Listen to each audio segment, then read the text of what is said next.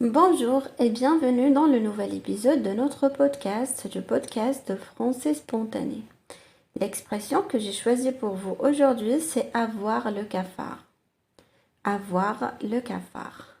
Alors, est-ce que vous connaissez le sens de cette expression?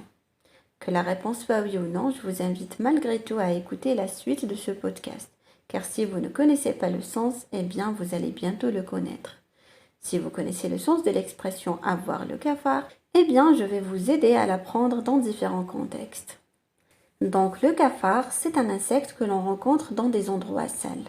Donc s'il y a des cafards dans un appartement, en général on dit que c'est un vieil appartement qui est sale. Donc il y a des cafards. Mais l'expression ou le sens de l'expression qu'on utilise dans le français courant, eh bien n'a rien à voir avec le cafard. Donc vous n'avez pas besoin de comprendre à 100% le sens du mot cafard pour comprendre l'expression. Parce que comme souvent en français, l'expression est tout sens figuré. L'expression avoir le cafard est une expression française familière souvent utilisée par les francophones et qui signifie se sentir triste, déprimé ou avoir le moral à zéro.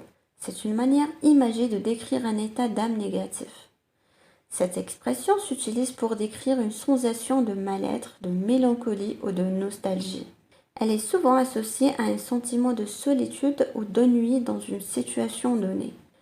L'origine de cette expression n'est pas claire, mais elle est probablement liée à l'association des cafards avec des endroits sales, sombres et peu accueillants. Ainsi, quand quelqu'un dit qu'il a le cafard, cela signifie généralement qu'il se sent mal dans sa peau, qu'il traverse une période de mélancolie ou de tristesse. Je vais vous donner un exemple comme d'habitude afin de vous aider à apprendre grâce au contexte.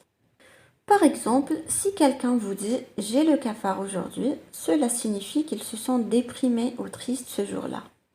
Cette expression est souvent utilisée pour décrire un état émotionnel temporaire et non pas une dépression sévère. Un autre exemple, un père de famille qui dit « Ah, ça fait 2 semaines que je n'ai pas vu ma famille parce que je suis en déplacement professionnel. Du coup, j'ai un peu le cafard. » Donc ça, c'est un exemple typique d'une personne qui a le cafard, qui est triste parce qu'elle n'a pas vu sa famille pendant longtemps. Un autre exemple, depuis qu'il a perdu son emploi, il a vraiment le cafard. Il ne sort plus beaucoup et semble déprimé. Dans cette phrase, l'expression « avoir le cafard » est utilisée pour décrire l'état émotionnel de la personne qui a perdu son emploi et qui se sent triste et déprimée à cause de cette situation. Un dernier exemple, un moment d'une journée pendant laquelle on a souvent le cafard, c'est le samedi soir. De nombreuses personnes ont un petit peu le cafard le samedi soir parce que le week-end est terminé. Et ils savent très bien qu'ils devront aller travailler le lendemain. Donc ça, c'est encore une fois une situation pendant laquelle on a le cafard.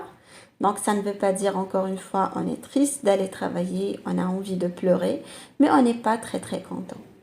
On se dit, ah le week-end était bien, j'étais avec ma famille, j'ai pu profiter et demain je dois retourner travailler, j'ai le cafard.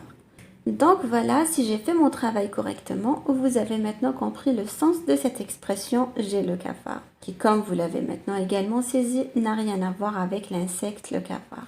Donc voilà pour aujourd'hui, j'espère que tu as apprécié cet épisode.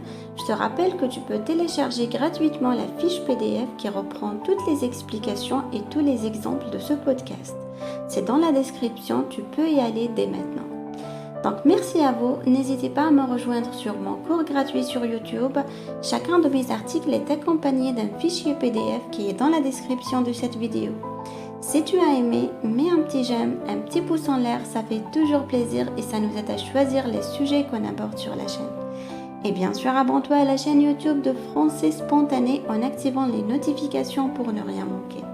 Merci de m'avoir écouté et je vous dis à très bientôt pour un nouvel épisode du podcast.